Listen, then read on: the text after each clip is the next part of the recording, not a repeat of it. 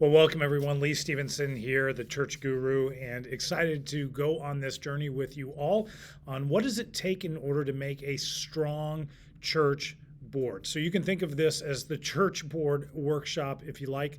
I love this conversation. I've had the opportunity to be able to sit down and help train either leaders or boards themselves, probably 100 of them over the years. And this is one of those areas that I've just enjoyed learning more about as well. I had some great teachers. I've had some great coaches that have walked me personally through. I've had the opportunity to actually take official coursework at the University of Notre Dame specific to how does a nonprofit organization run its board? What is the best protocols for a board in our world today? And there are a lot of those things that may not necessarily fit directly into a church and the way a church board operates, but at the same time, there are a lot of carryovers from just what does it mean to be a good leader and have good leadership on a board. And so we're going to take this journey together. I'm going to walk you through kind of step by step, things to think about, things that will help you as a team operate with a level of efficiency and really keep your church on mission as you move forward. The last thing you want to have is dealing with such problems internally on the board that you actually can't get the mission accomplished as a result, that you're consistently distracted and almost mortified by what's happening behind the scenes when it comes to board relationships. And it doesn't have to be that way. Now, where are we going to start? The first thing is one of the big key questions that everybody needs to answer on the board is what is the primary purpose of a church board? Is it going to be representation or is it more about leadership? And what I mean, let me kind of clarify those terms.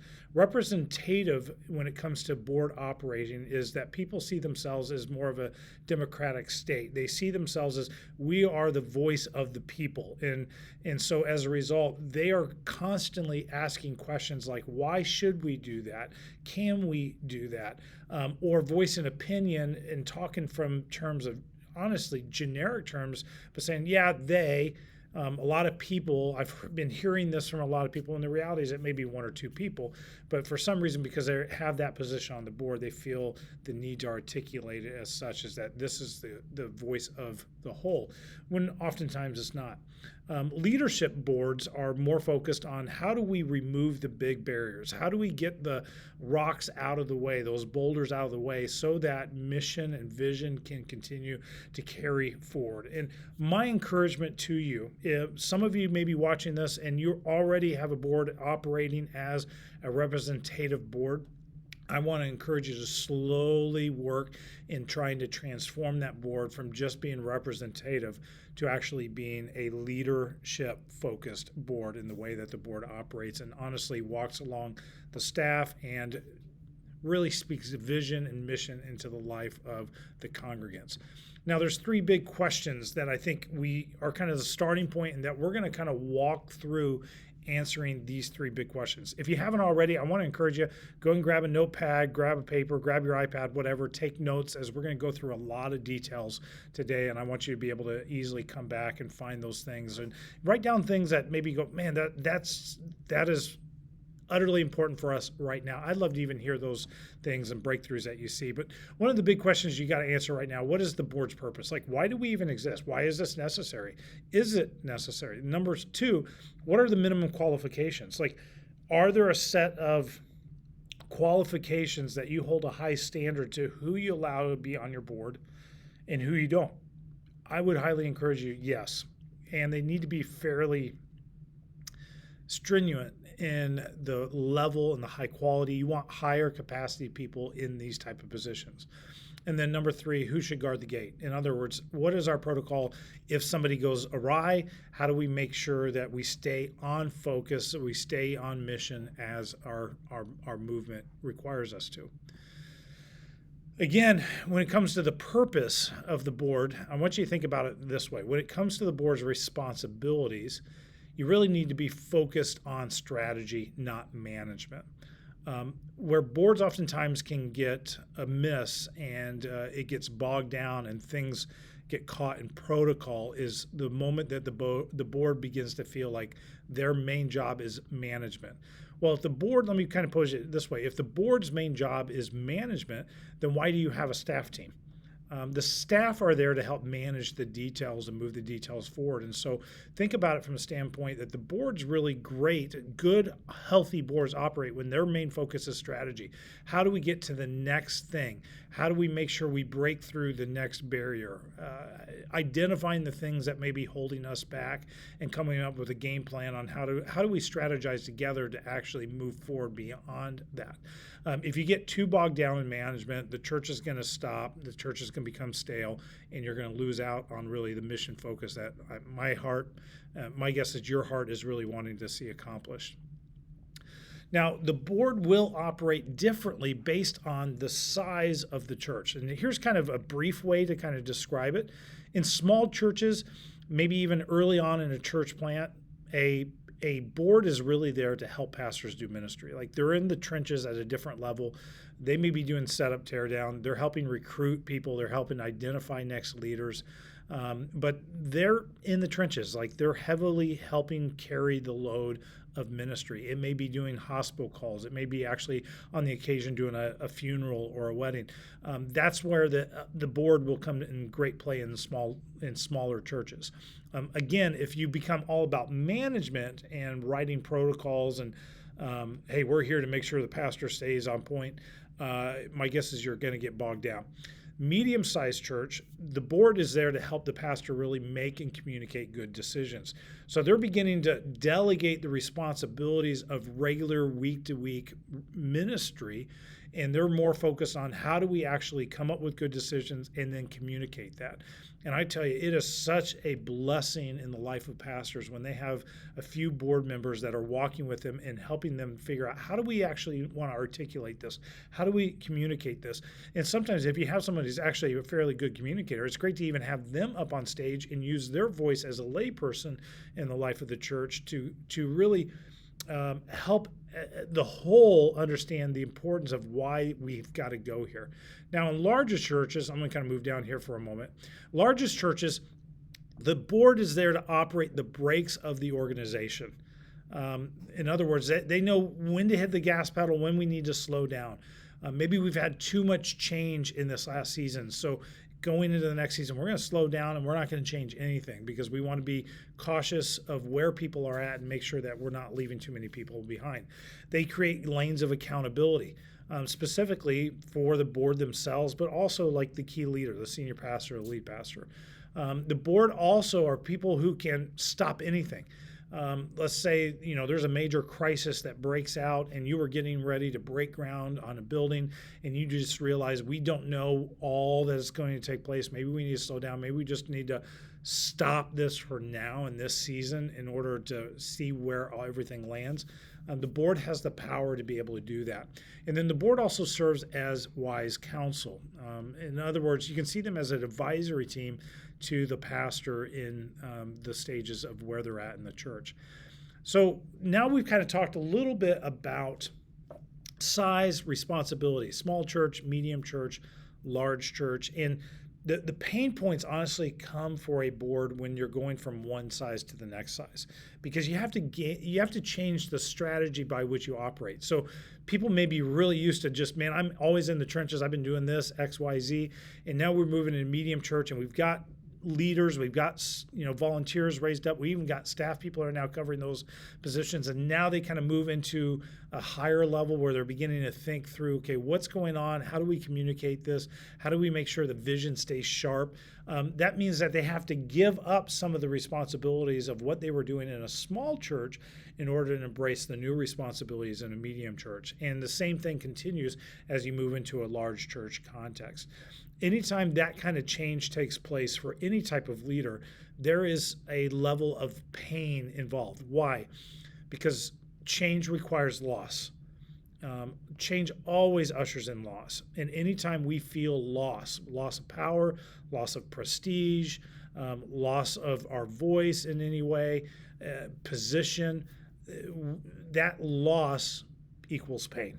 And so you just need to be, as a key leader, as you maneuver, as you walk your board through different seasons of how you need to operate and how these responsibilities are carried on, I want you to be aware of some of those challenges as you get present to face that. Now, the next thing I want to kind of walk through is what we call the board cycle. And the board cycles, this is how a board should be thinking when it comes to how are we raising up, how are we growing leaders around us, how are we making sure that we are moving forward as an organization and we're not becoming we're not the ones that are hindering growth and hindering the mission. First of all, the board are the ones that identify the next board members. So you want to begin to think, you want to spend time praying, who do we think would be a great member to add to this leadership team? We actually call, in our local church, we call our board of elders, we're an elder supported church, we call our board of elders the board of servant leaders. And just by that title alone is kind of helping position, this is what we expect from our key leaders in our church, that you come with an attitude to serve and to help fill those gaps. So once you begin to identify, and there's some things you want to think of, how are they leading? Can they lead? You want to look at, Timothy and Titus when it comes to kind of what is required of an overseer in the local church, and don't minimize those things. If they can't teach, just scratch them off your list in this season. If they're not giving, maybe you need to have a hard conversation and say, man, you've got all the other components that we're looking for, but this one thing, and we really want what's best for you, and we feel like that's the one thing that may be holding you back, and walk with them, help disciple them maybe in that area. But you want to identify, you want to have clarity of what are we actually looking for, and that'll be kind of our next part of this conversation. I'll walk you through that. But once you identify, hey, I think these four have potential, and now we're going to begin to spend time. So begin to cultivate their leadership. Begin to cultivate how they engage the church, how they engage other leaders. Be cautious to see what kind of people follow them as well. That will help you identify, are these the type of people that are really worth our time cultivating long term? Once you begin to cultivate, now it's the time to recruit. Begin to have conversations. Invite them maybe to participate as somebody that just sits on the board and just kind of watches. Like they don't have a vote. Maybe they're a temporary board member. Maybe they're an apprentice. That's probably more of the accurate term that you want to use. But you want to have an onboarding for them in that recruiting process. And then there's kind of an orientation period. So now we've recruited them. We're sitting them down. They've said yes. Now you want to orientate them to how does the board function? How do we operate? Why do we do the different things that we do? Why does this person speak loudly when it comes to this area and this person leads the agenda? Those type of things. And then eventually you want to get to an activation. How do we activate this person to officially be on the board? So identify, cultivate, recruit, orientate, now activate. So they now have a voice. They now have a vote, in other words, from a legal perspective, in the life of that organization, the life of your church, as an official board member. Now, you want to think through the process. How do we go from recruiting to orientation to actually fully activating? For us, in the way that we've structured and set up our governance, and you may want to do the same, or you may have a different idea, that's fine. Our members are the ones that officially activate the elders to the board. And we actually do an activation every year where they have to be affirmed, and in that affirmation, they are being activated to actually utilize the power that was delegated to them by the members to help lead and organize and serve the church. Once you get to the activation, then you need to begin to think about rotation. What level of rotation are we going to have? Are we going to have different positions that get filled in different terms? Does an elder, for instance, can they serve one term and then they have to sit off a term? Can they serve 2 terms? You want to have a very clear plan of how do we rotate people. Then you want to have an evaluation. I think a board should evaluate itself, and I'm going to walk you through some evaluation concepts here later, but you need to have an evaluation process involved in how do we do what we do? How are we actually operating as a board? Are there things that need to be tweaked? Are there things that we need to do differently? Is there trust in the relationship when it comes to how we relate to each other? And then you always want to make sure that as a team, as a board, you leave room to celebrate.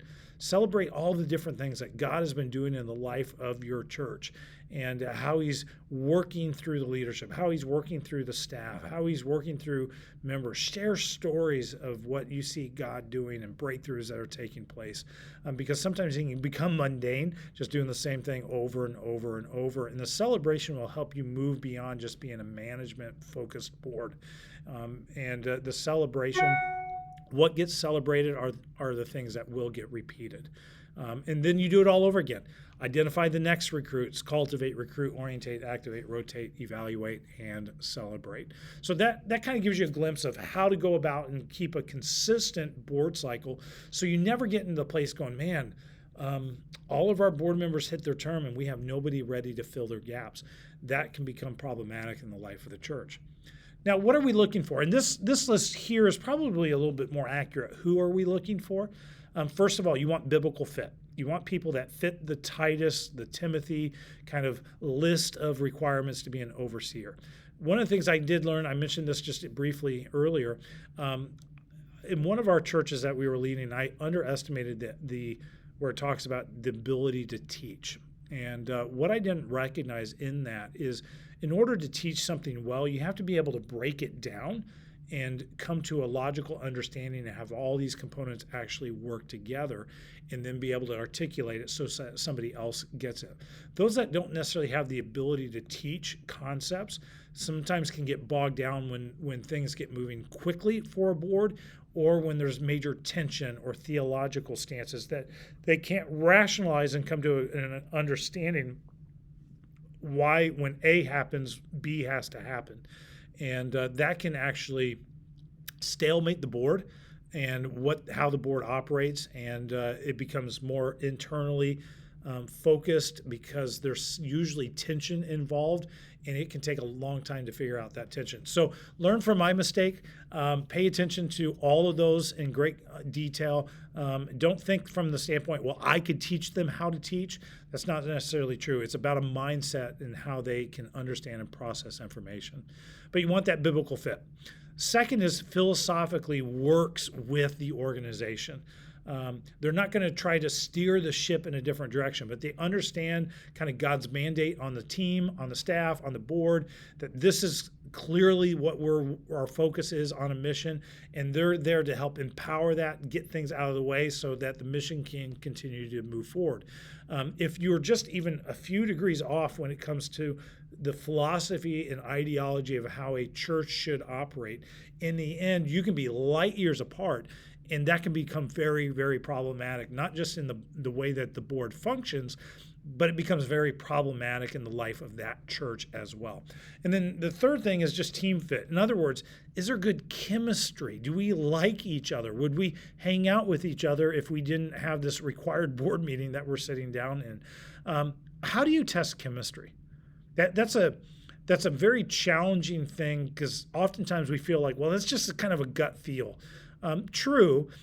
Here's a question I've always posed myself when we're looking at potential board members to bring on the board is simply, could I share a hotel room with this person for 2 days and not have them drive me crazy? If the answer is no, I think they're going to drive me crazy, don't put them on the board. Because what is missing is that team fit. There's the chemistry component just isn't where it needs to be. And so as you're looking for candidates and people to begin to kind of do that harvest cycle, who are we identifying? Who are we recruiting? Who are we cultivating? You want to think through biblical fit, philosophical. Is there a philosophical fit? Do they work with us as an organization? And then team fit. Do we just like each other? Would we hang out with each other afterwards?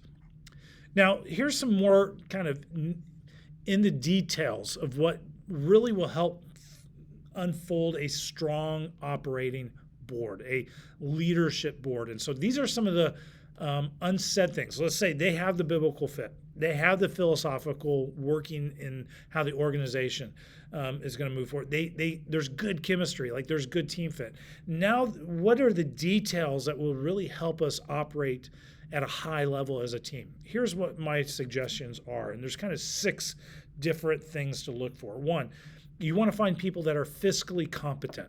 Not necessarily everybody has to be a phenomenal at accounting and understanding how to read spreadsheets, but you do need to have a couple people that are really, really good at this.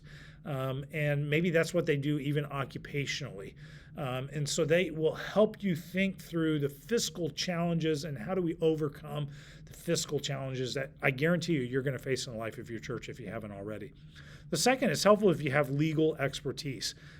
on your board as well that will just help you understand HR protocols, IRS protocols, making sure that you stay, legal in all the things that you have to do in order to function legally in the United States as a church. And so if you have legal expertise in your church, that's a great person to consider bringing on your board. If you don't, figure out ways to outsource it, where you could maybe bring somebody in as almost a consultant role to help you navigate maybe bigger legal issues as you're kind of facing those. And then community leaders, people that just have a great reputation there in your community. They're highly respected. They're the people of peace, to kind of use a biblical illustration of that as well. But community leaders are a great asset and great people to have on your board as well. You want to think about diversity. If you are in a monoculture area in the way that your church, this may not be quite as a pressing area, but the reality is most of America is growing in our diversity, and this is one of the things that we want to pay attention to. You want to have ethnic diversity. If you're a church that operates in multiple languages, you want to have somebody that represents that other language as well, and it will help you understand the cultural aspects of that language-based ethnic group that's a part of your church. Maybe it's multiple languages. If so, it'd be helpful to have maybe a couple people that can speak that diversity as well. But this is something that oftentimes gets neglected, and we need to move into the 21st century, and that our board should look like what our church looks like, or what we want our church to begin to look like in order to reach more people for Jesus. And so don't allow this to just be neglected and forgotten. The fifth thing you want to look for people that are naturally implementers. In other words, if your board is made up of all visionaries, the likelihood is you're going to have some great ideas, you're going to have a lot of fun, but you may not actually see anything get done. And so you need implementers. You need people that just activate, they get things done, and they know how to get people to get things done as well. So you need a few implementers on your board. And then lastly, you want people that are committed and generous when it comes to their time, talent, and treasure. You've got to pay attention to that. Are they currently serving? Are they currently using their gifts in the life of the church? Are they helping us move people forward in their journey with Christ? Are they supporting the mission, the overall vision of us as a church, even financially? If they're not doing those things, yes, you can identify them, but they're probably a few years out at the best at actually being that key board member. And so you need to spend time discipling them in these areas, teaching them, showing them examples of why this is important and how this operates as a team. So pastor, you may be going, well, I don't know what our board members actually give to our church. You should. This is a spiritual leadership issue. And the last thing you want to do is bring a bunch of people on your board that aren't actually supporting the organization, the mission, the vision of your church financially. If that's the case, they have some growing up still to do in their own giving as well. And it's good to identify that early on before you actually give them the power of being on the board. So here's some basic tips, too, to think about when it comes to the recruiting stage of the church board, bringing people on that specific board. Number one, you want the board to be seen as a culture of privilege, that not everybody is invited to be a part of this. It's not about just if you've been at the church a long time, you will get a board position. These need to be the cream of the crop, the top of the top leaders in your organization. And again, you don't want to have too many. If you have too many people on your board, it's hard to get anything done because everybody feels like they have the opportunity to share their voice. And so you can move into 3, 4, 5-hour meetings as a board and feel like you leave the board meeting and I don't know what we actually accomplished. So create it as a culture of privilege. Maybe it's 5, 6, 7 people that actually serve on the board. And again, you've watched them for a long time. You don't want to lay your hands on leadership too quickly. Our rule of thumb is they need to be in the church serving and giving for 2 years before we even consider them for a board position, because that gives us enough time to be able to watch them, observe them, see what their overall leadership gifts are. And at the same time, it gives them enough time to kind of do the same, where they can look and watch us from afar and decide, like, are we all in here in this church? You need to have a clear process to get on the board. That's kind of what I just talked about when you think through the cycle, the cycle of the board, but also do you have any protocols? For instance, the 2-year protocol.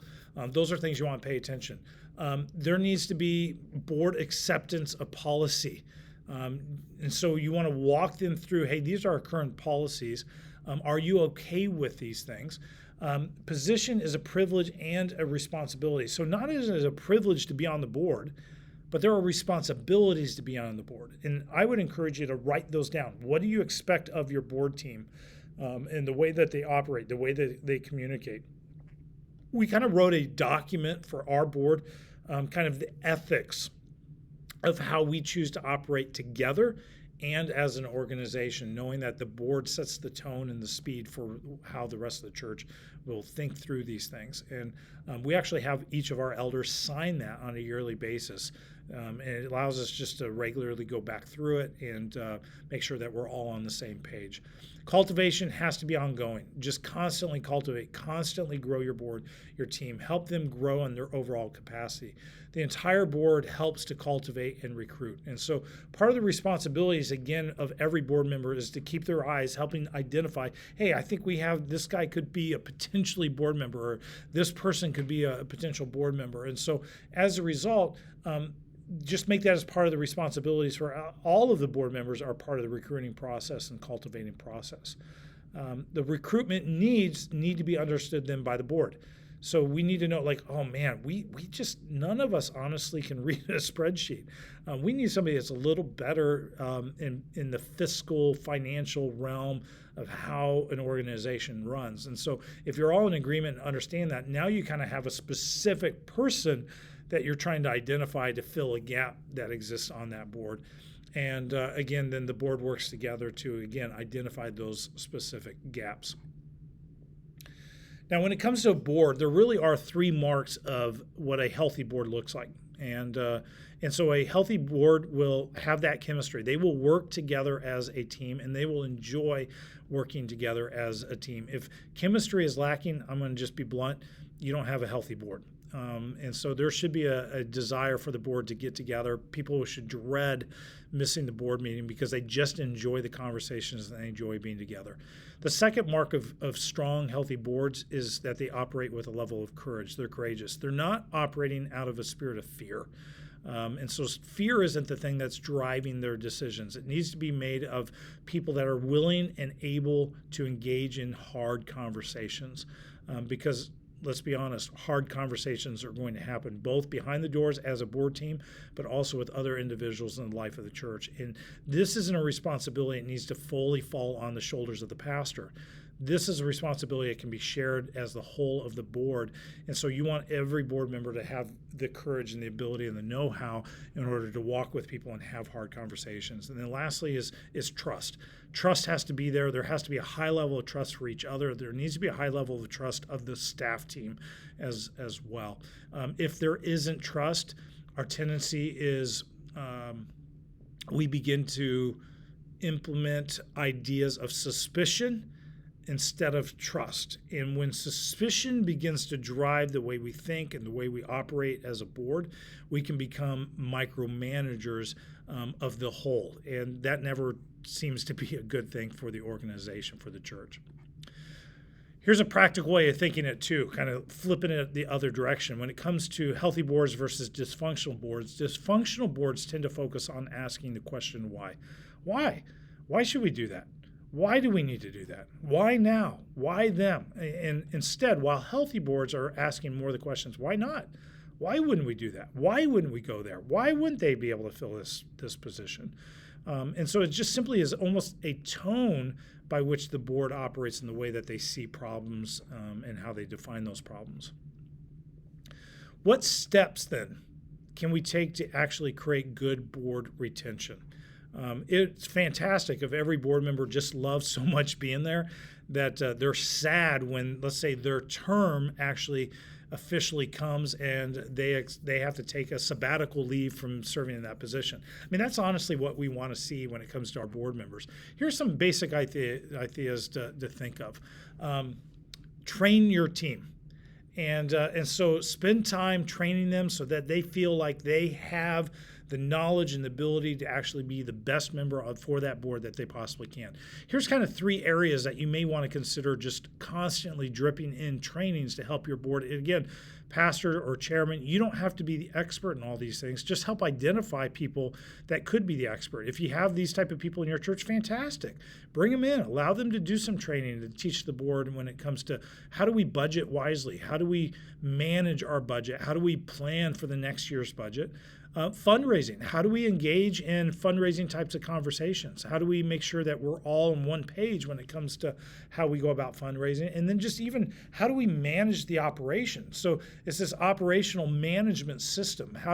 Who does what? How do we support it? How do we remove any barriers so that our team, our church can move on with a level of efficiency, actually carrying out the mandates which God has called us to. And so board training ideas are very, very helpful in creating board retention. Other things to think about. Trainings of the board should not be done by the staff alone. That can just get a little weird and can lead to conflict of interest. And so I would encourage board members to actually do the training of other new board members. That tends to work well, especially when you're onboarding new board members. Have current or existing board members help in that process of bringing them and onboarding them and helping them get up to speed with the rest of the team. Staff can share information, but you really want to be cautious of any time allowing the staff to be in a position where they are actually telling the board what they need to do or that they should do this. Again, that can create tension that doesn't necessarily need to be there. One of the rules of thumbs that we've just kind of said is, hey guys, you've hired me technically as a senior pastor to oversee the staff team. So you're there to help me. You're there to help me think through how to be a better leader, identify problems with our team, and then you hold me accountable to actually lead and manage the team well. And so we discourage board members from, hey, don't take the youth pastor, for instance, out to lunch every single week or every month. That can become a problematic long-term, and eventually you could find yourself in a position where the tail is wagging the dog versus the way it should be done. Do trainings that are specific to real needs. And so don't spend a bunch of time talking about things that honestly aren't going to help, aren't going to matter in the life of your church. So think through specific trainings. Maybe it's once a month. Maybe it's, hey, twice a year. We're going to just get the board. We're going to go away. We're going to do a retreat. And part of that retreat is we're going to do some training in helping our team actually align and lead at a higher capacity. You can always add to board orientation over time. But you want to have a clear process already laid out for, okay, what do we do? What is the expectation when it comes to onboarding new board members? And again, you can always add to this over time, but you don't want to this isn't something you want to wing. This is too important to your team and to your church to just make it up as you go. So have a written down process that, hey, step A, step B, step C, and then you're fully activated when it comes to your operating on the board. Some warning signs to pay attention. Again, these are good to have your eyes on and be aware of. When activities that put boards in danger. Board members are absent from meetings. Like if there's consistent absence from one member of the board, there's something going on and it's worth pressing into. There's worth having a hard conversation. Challenge, hey, you've missed the last 3 board meetings. What's going on? And that may come to a moment where you need to actually allow them to step off of the board in order to bring somebody on that can actually give the time that is necessary. Boards collect members that have expertise and status, but no one is actually accountable. Boards need to have some layer of accountability to the way they operate with one another and even maybe from somebody on the outside. But you need to build in some layers of accountability when it comes to how your board operates and how you evaluate. Are we actually getting things done that we need to get done? The third is there's failure to read documents prior to signing them. Maybe it's like, hey, we've got a big decision to make, and I need you to read through these things before the meeting. Can you make sure you're all prepared to talk in order to maximize, and be more efficient in our meeting time?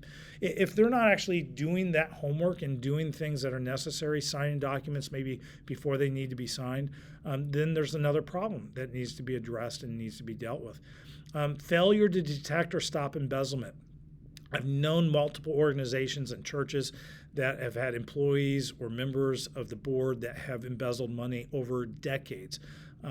You want to make sure that there's good checks and balances and that the board is creating good, solid accountability, not only to each other, but also to the staff and the way that things are looked at from a fiscal standpoint. Here's the thing. What you need to understand as a board member, all board members have a fiduciary responsibility to that board. In other words, if your organization as a nonprofit, this is all nonprofits, so church nonprofit or the food pantry down the street, if there was a lawsuit that was set in place against your church or against your organization, the board is also held to a fiduciary high standard of responsibility. And so you have to be able to prove due diligence in the way that you handled your finances, or not only is the organization liable, you as a board member are personally liable, meaning the court system, that person or organization that is suing your church or suing your organization can actually come after you on an individual basis as well. This is why it's super important. It's not talked about, it's not trained, but that is a legal aspect that you need to be aware of in the life of your board. The pastor, also, another warning sign is if the pastor isn't sharing pertinent information with the board. Maybe it's like, yeah, we've got a staff member that's just slacking. They're not getting it done. We're going to have a hard conversation. They're going to go on kind of probationary period for the next month. Are you articulating? Are you keeping them up to speed on those type of things? If you need to fire a staff, are you allowing them to know? Or maybe something major came up and you just had to fire them on the spot.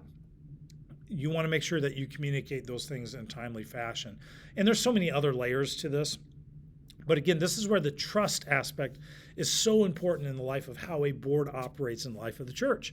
And lastly, the pastor is not evaluated or held accountable. There needs to be an evaluation process by which the board actually openly and honestly evaluates what is the pastor doing. You want to make sure the board isn't just made up of yes men and yes women. In other words, people that just, yeah, whatever you say, pastor, that sounds good.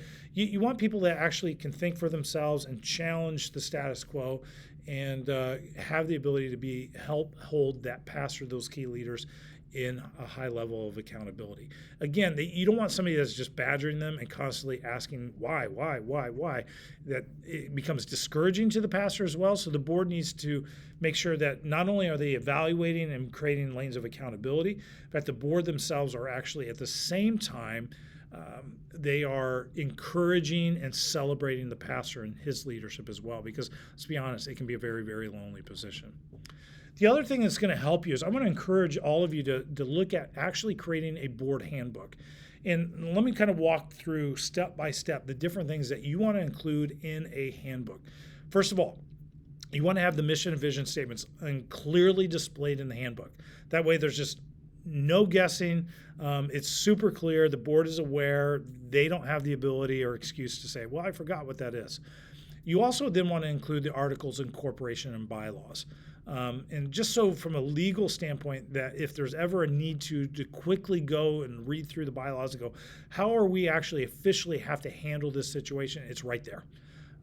It's good then to have a job description for the board members as well, and that they all agree, they sign this. Again, it could be the code of conduct, an ethics document, but a basic understanding of this is what's expected when it comes to attendance, my voice, my level of accountability to the team, to the board, to the church as a whole.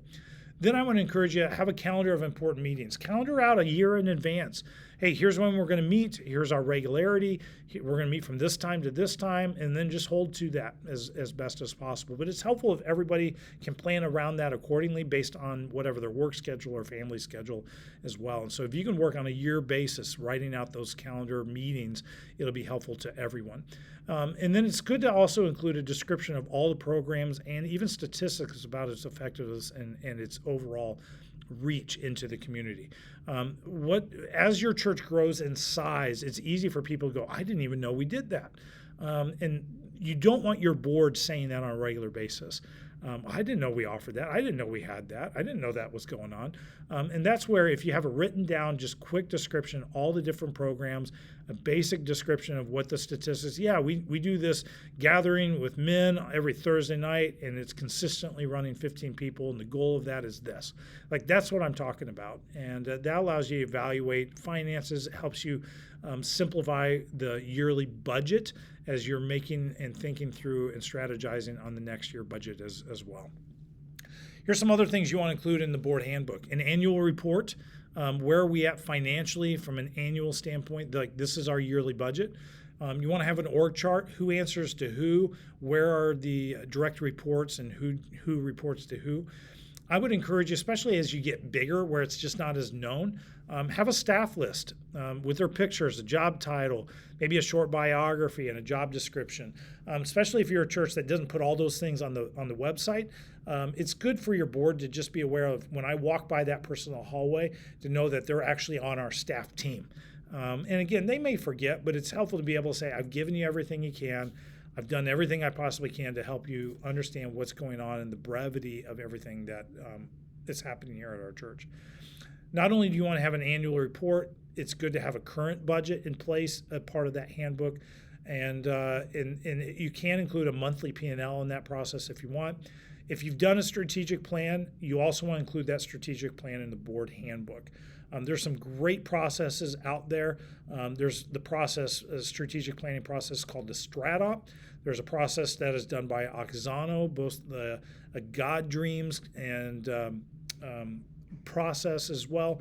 I'm actually certified to be able to do both of those things in both the marketplace and nonprofit. I'd be more than happy to have a conversation with you if that's something you go, man, I think we should lay out a 5 to 7 year strategic plan of kind of identifying, hey, here's what we think God is doing and what he's calling us to, and how are we going to actually get there. I'd love to be able to walk with you and your church and your board to think through strategically, how do we actually make that thought, that vision become a reality. And then lastly, you want to include in that handbook any board or church policies with just a basic small explanation as to why that's a policy. Again, that's just helpful. You want to keep your team educated and help them understand this is the way we do things. And it's very helpful for new board members, because as your church ages, you may be able to say, yeah, 15 years ago, this happened, and as a result, we created this policy to protect us from ever seeing that happen again. Well, if a new board member wasn't here 15 years ago, they don't know why that policy even exists. It's really helpful to have that written down with a small explanation so that you can educate themselves as needed. One of the things, too, that boards oftentimes deal with are crisis. And crisis hit at all kinds of different times, and they never seem to hit when we want them to hit. Here's some good questions that the board needs to wrestle with anytime there's a major crisis that happens in the life of your church. First of all, what can we learn from this situation? Are there things that God is just saying, hey, you need to pay attention to this, you need to learn? Second, how did we get ourselves into this mess? It's good to identify and clarify, okay, this is what took place that actually led us to this moment. If you don't know, you don't know. That's okay. But it's probably worth researching and spending a little bit of time trying to figure out what took place, what mishaps, was there anything that we did wrong, that any policies that we should have had in place that we didn't, that led to this. And so ask yourselves the question, how do we get ourselves into this mess? Number 3, is there anything that we can do next time to actually avoid this situation? So what can we spot quickly? If we would have spotted this quickly, is there something that we could have done differently that would have kept us from walking through the season of pain, the season of crisis? And then last one is simply this: is there a pattern here that we need to recognize and learn from? Has the same thing happened every 2 years or every 3 years? If so, there's something going on in the life of our church that we need to adjust. We need to change in order to get forward and get back onto mission. Evaluation. We do need to evaluate. The board should evaluate itself on a regular basis. And here's some basic questions you want to ask as a board. Does the board actually understand and fulfill its roles and responsibilities? Is every member fulfilling that responsibility? Number 2, does the board employ an adequate strategic planning process? I'm going to encourage you all as pastors and as boards, you need to have some type of strategic planning process in place. That it just brings everybody on the same page. It gives you talking points and same language on how to talk about it, and it will give you clarity on how we continue to move forward as a team. Again, this is why it's important to also have those implementers on your board, because they will help it go from vision to becoming a reality. The third evaluation: did the board accomplish the goals that we actually set for ourselves in the previous year? Again, part of the strategic planning process. Hey, we said we were going to do X, Y, Z in this past year. You need to be able to spend time and go, well, did we actually accomplish X, Y, Z? And if not, why didn't we? And then lastly, do the board members and pastors work together to form an effective team? Are there things that we can do differently? How can we get better in the way that we operate as a team? And those are four just important evaluating questions that every board needs to ask themselves. And then there's the practical, kind of on the personal level of evaluation. Do I come to every board meeting ready to discuss business? So these are internal. So the other ones are kind of external evaluation of how we operate as a board. Then there's a personal, internal aspect of evaluating ourselves as board members. Do I come to every board meeting ready to discuss business? Number two, do I give to the organization in a meaningful way? And this is all kind of those four levels: talent, treasure, time, and touch. Am I living generously when it comes to how I'm engaging the board in the interest of our church? And then lastly, did I avoid conflicts of interest? And did I disclose them when they did seem to arise? In other words, like maybe we're going to build something. We're going to build our first church building. And a board member goes, hey, I've got a great relationship with this person, and I think they do a great job, and you just give them the business to do that. That's a conflict of interest because you didn't receive outside bids. You didn't ask for multiple bids, and it could become very problematic in life. And so when conflict of interest happens, you need to disclose it when they do arise. Here's some basic steps to running a good board meeting. Sometimes we go, okay, I got it. I understand. These are the things that we need to accomplish. Here's what I'm going to encourage you that will help you operate a more efficient actual meeting as a board. Number one, the agenda has to be clear and include necessary supporting documentation. I would encourage you, the agenda needs to be made no later than 3 days prior to that meeting. I usually am in a habit on a regular basis that I get together and have lunch with my chairman twice a month. And we just talk, one about just life, making sure we're checking in, that they're doing well. The second is we sit down together and we kind of create that agenda. And then they forward the agenda to the remaining board members a few days before the meeting so that they have an awareness, hey, we're going to be talking about this. Please read this. Make sure you're ready to come and you're prepared to talk about it.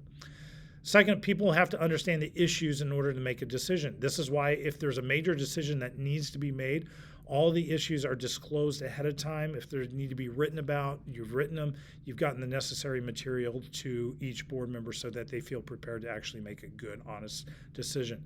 Materials need to be sent prior to the meeting, and we need to make sure that they're adequate. It's not just enough to say, yeah, I sent them, but we need to make sure that we sent the right thing to the right people in order for decisions to be able to move forward. All board members need and should feel prepared to discuss the materials. Enough said on that one. Continue on running a meeting. Boards must avoid getting into administration and management details. Nothing will slow down the overall process. I'm going to move over here. Process that if all we do is we get caught up in, well, why did the administrative team spend X amount of money on copies this past month? If that's our focus, the church is going to slow down. We're not going to actually accomplish the mission that we want to accomplish. Boards stay focused on strategy and not the day-to-day operations. That's why you have staff. That's why you have teams of volunteers. Empower them, give them a level of responsibility and accountability to do what God has gifted them and called them to do. So the board is there to stay focused on strategy. How do we make sure that we continue to stay on mission? What do we need to move out of the way to make sure that we stay on mission? Third, give opportunity for all board members to participate responsibly and create openness to diverse opinions. In other words, it needs to be a safe space for people to share what they believe, what they think, what God is doing in their life as well. And then lastly, it's okay to disagree. And boards should struggle from time to time with important decisions. Sometimes you may need to table it and go, hey, we're going to have to come back to this next month. Or we need to call a special meeting in 2 weeks in order to walk through this. You don't need to be unanimous about every single decision that you make, but it needs to be done in a layer where everybody operates and lives in a classy manner, where we stay respectful, we think positive intent, that they have the best intentions in mind, and we're going to choose to trust each other in that process.